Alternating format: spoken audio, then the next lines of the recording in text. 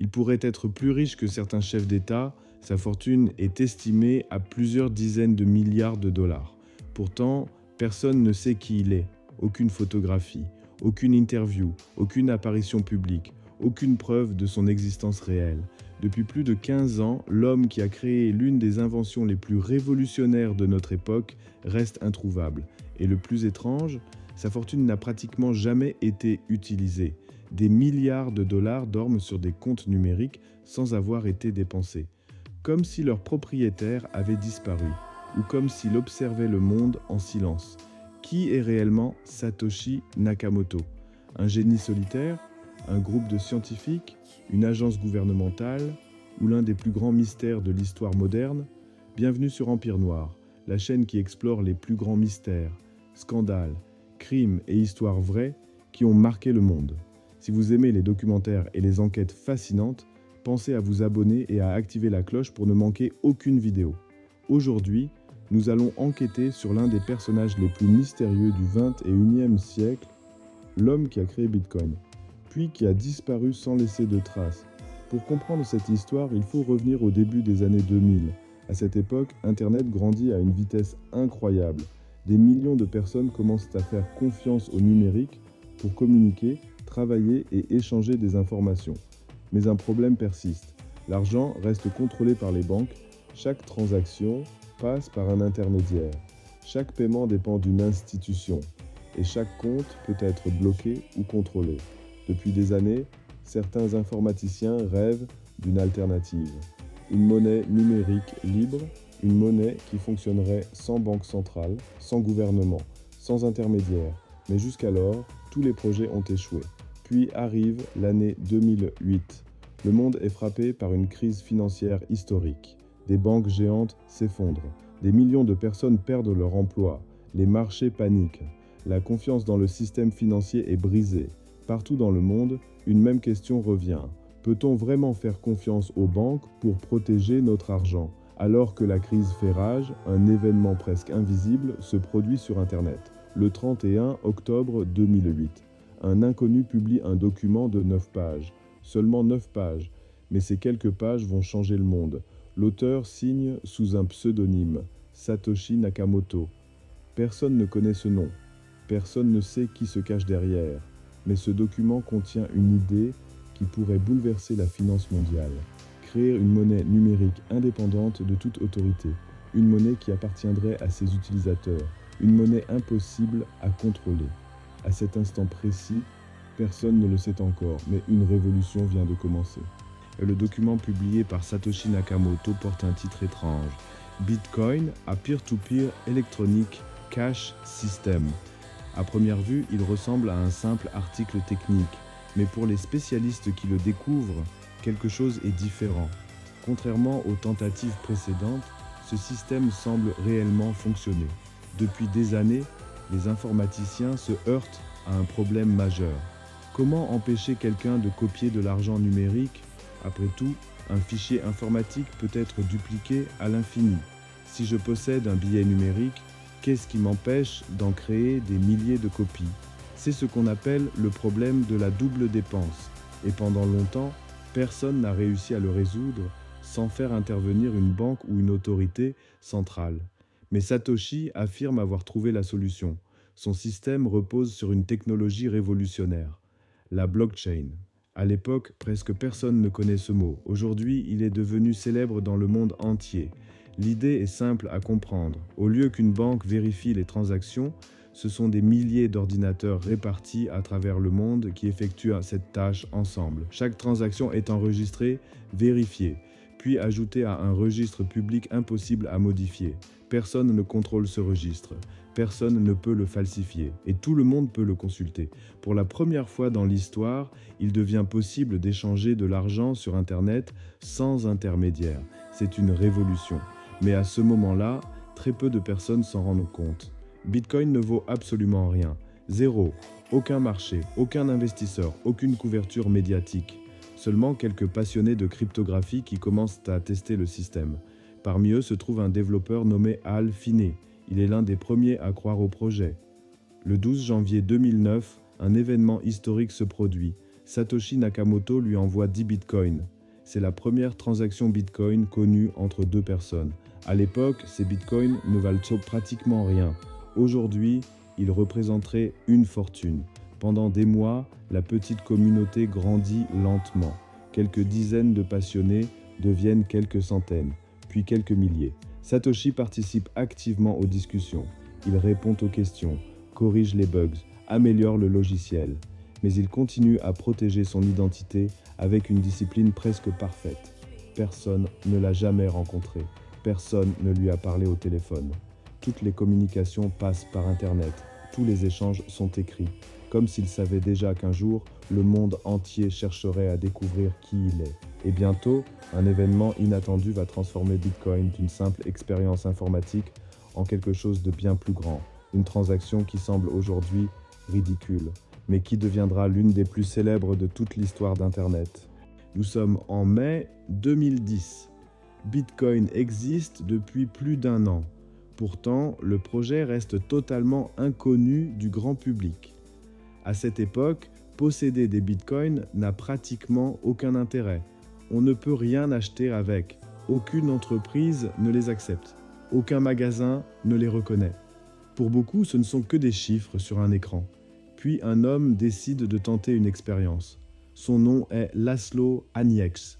C'est un développeur passionné de Bitcoin. Un jour, il publie un message sur un forum.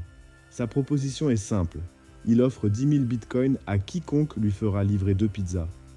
Aujourd'hui, cela semble banal. Mais à l'époque, cette demande est révolutionnaire.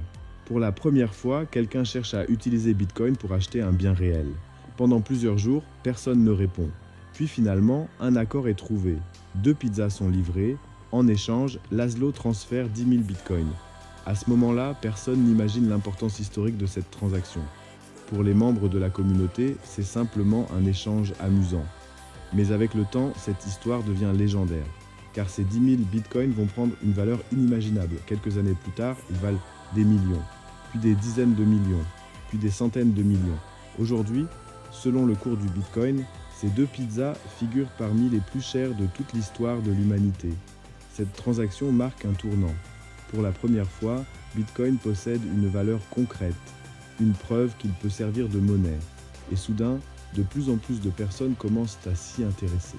De nouveaux utilisateurs arrivent, des forums apparaissent, les premiers échanges se créent. Le prix commence lentement à grimper, quelques centimes, puis quelques dollars, puis davantage. Pendant ce temps, Satoshi Nakamoto continue d'observer l'évolution de son invention. Il reste actif dans les discussions, il répond aux développeurs, corrige certains problèmes, guide les nouveaux participants. Mais quelque chose intrigue la communauté. Malgré son implication, personne n'en sait davantage sur lui. Pas son âge, pas son pays, pas sa profession. Rien. Même sa manière d'écrire est mystérieuse. Parfois, il utilise des expressions britanniques. D'autres fois, son anglais semble neutre. Certains pensent qu'il est anglais, d'autres pensent qu'il est américain. Certains vont même jusqu'à croire qu'il est japonais à cause de son pseudonyme. Mais aucune théorie ne tient vraiment. Plus Bitcoin gagne en importance, plus le mystère s'épaissit. Et alors que la valeur du projet commence à exploser, un événement totalement inattendu va se produire. L'homme qui a créé Bitcoin va progressivement disparaître. Sans annonce, sans explication, sans dire au revoir, comme s'il s'était volatilisé. Au début de l'année 2011, Bitcoin commence à attirer l'attention. Le projet n'est plus une simple expérience menée par quelques passionnés. De plus en plus de développeurs rejoignent le réseau. Les médias commencent à évoquer cette étrange monnaie numérique. Et surtout, la valeur du Bitcoin continue de grimper. Pour la première fois, certains réalisent que cette invention pourrait avoir un impact mondial. Mais alors que Bitcoin devient de plus en plus important, son créateur commence à s'effacer. Progressivement, les messages de Satoshi Nakamoto deviennent plus rares. Ses interventions sur les forums diminuent. Ses emails se font moins fréquents, comme s'il préparait son départ. Puis, un jour, il envoie un message qui deviendra célèbre. Il explique qu'il souhaite passer à autre chose, que Bitcoin est désormais entre de bonnes mains, et qu'il a confiance dans les développeurs qui poursuivront le projet. Peu après, il cesse pratiquement toute activité. Puis plus rien, plus aucun message, plus aucun email, plus aucune connexion connue. Satoshi Nakamoto disparaît complètement du jour au lendemain, sans conférence, sans interview, sans chercher la moindre reconnaissance. Pourtant, à mesure que Bitcoin gagne en valeur, une question obsède de plus en plus les observateurs. Combien de Bitcoin possède Satoshi? Les chercheurs analysent alors les premiers blocs créés sur le réseau. Leurs conclusions sont stupéfiantes. Ils estiment que Satoshi aurait accumulé environ 1 million de Bitcoin durant les débuts du projet. 1 million, une quantité gigantesque. À mesure que le Bitcoin prend de la valeur, cette réserve devient l'une des plus grandes fortunes de la planète.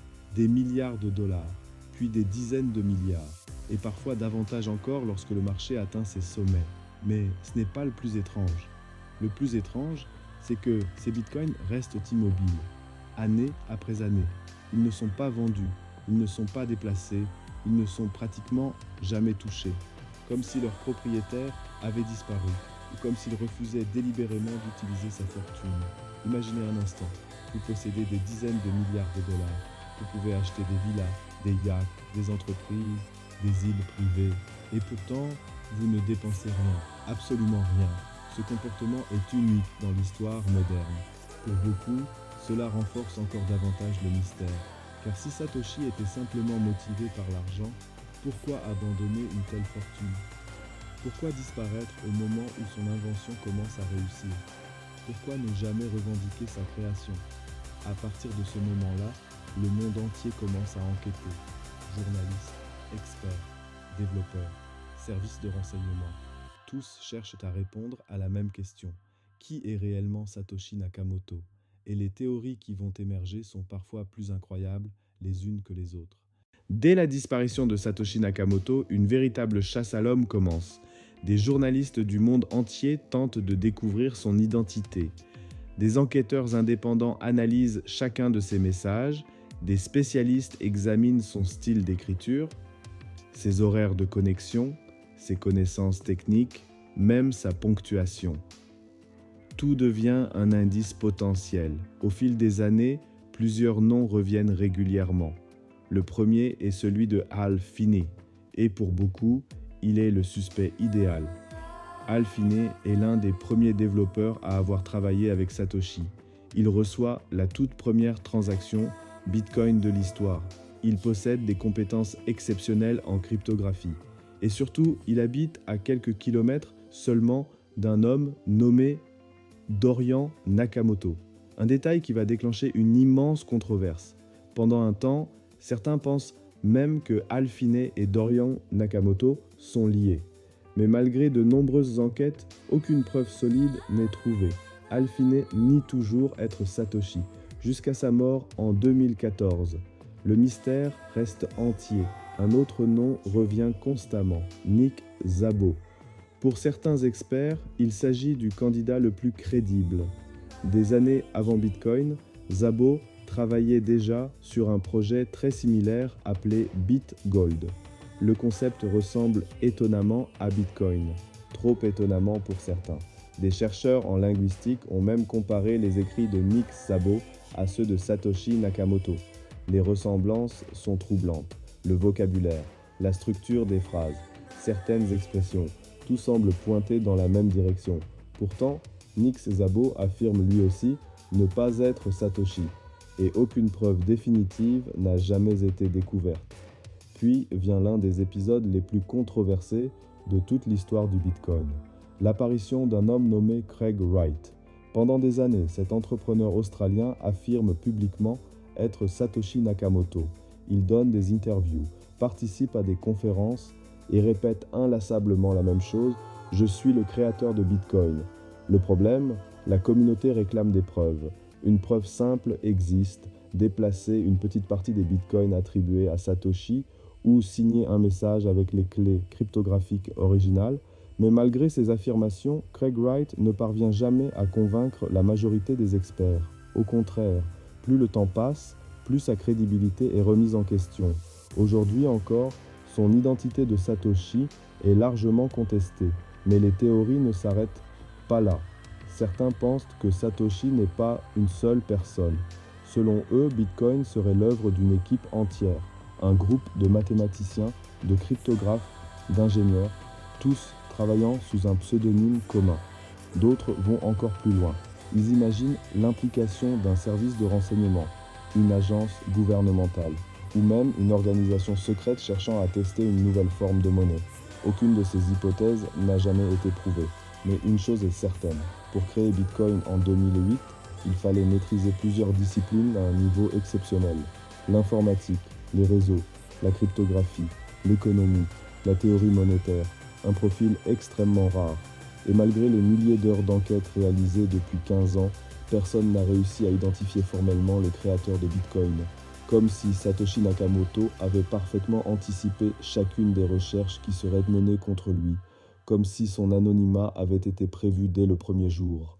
Aujourd'hui, la fortune attribuée à Satoshi Nakamoto est l'une des plus impressionnantes de l'histoire moderne.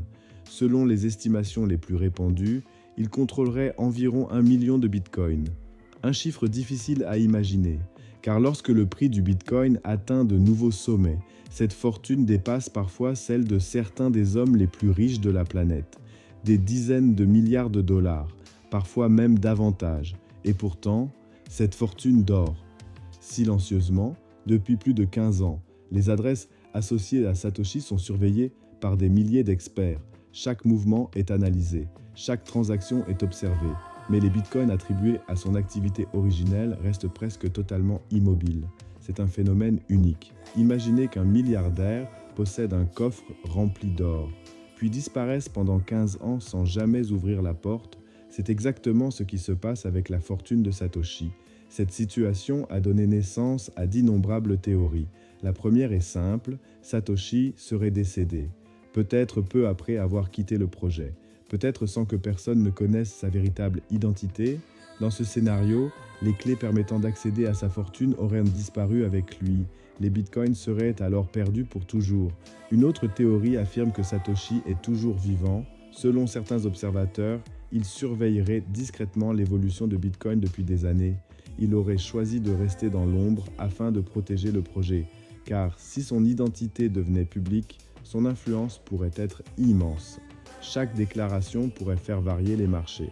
Chaque prise de parole pourrait déclencher des mouvements financiers colossaux.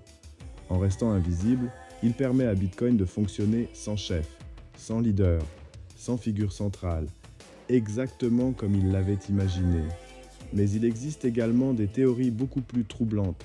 Certaines personnes pensent que Satoshi attend simplement le bon moment, le jour où il décidera de déplacer ses bitcoins, le jour où il réapparaîtra, car une telle décision provoquerait probablement un séisme dans le monde financier.